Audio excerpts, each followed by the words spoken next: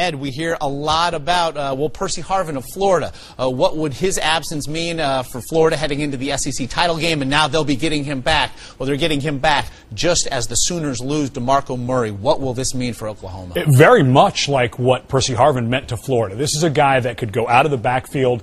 He was a good running back, although they still have Chris Brown, who's kind of their power, get it done back when they need the short yardage. But DeMarco Murray gave them the element where when he was in the game, you weren't sure, is he a receiver, is he in the slot? We can run some wide receiver screens to him, things of that nature. A good runner. Remember, he had the knee injury last year against Texas Tech. He was finally rounding into form at the end of the season.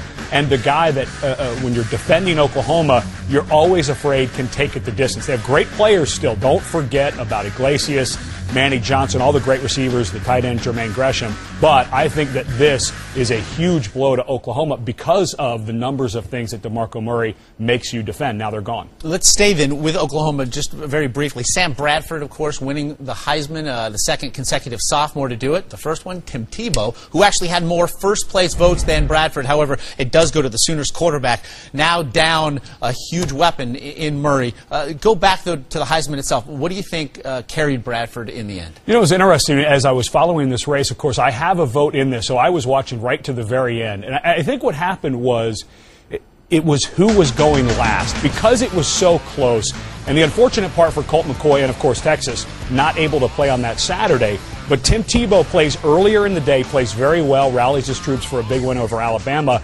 But then Sam Bradford goes in that night on prime time and plays sensationally. Just absolutely blows out Missouri. And to me, I think it came down to who was there last. I really felt like this was such a close race, and of course the numbers bore that out, that whoever got the last laugh, so to speak, was going to win it, and that turned out to be Bradford. So for me, it was about the coverage at the end. But now Bradford, again, does not have DeMarco Murray. How then will he incorporate guys like Chris Brown and Moses Madu into this offense? Well, they'll have to alter the plan slightly because Murray gave them so many different things they could do. Again, when you see that personnel come out and you think, what are they going to do? Is he going to be in a slot? Is he going to be at running back? They don't have that guy anymore. That's just not what Chris Brown does as a running back. So they're going to lose that a little bit. However, they do have a bunch of other guys that can move around in those positions, and I think they'll lose a little bit. But when you have guys like Manny Johnson on the outside and Joaquin Iglesias, you're going to be okay. But I think this will really impact their offense. Also, it need be told that the third leading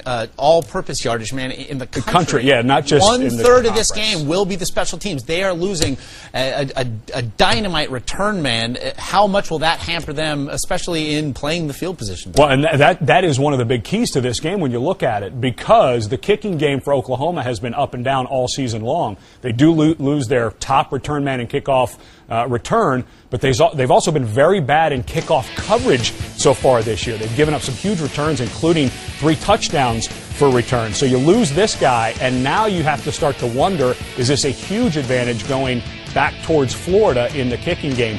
I think it already was an advantage. Now you lose your best kickoff returner. Forget about all the things I'm talking about offensively, and now it's even more of an advantage towards the Gators.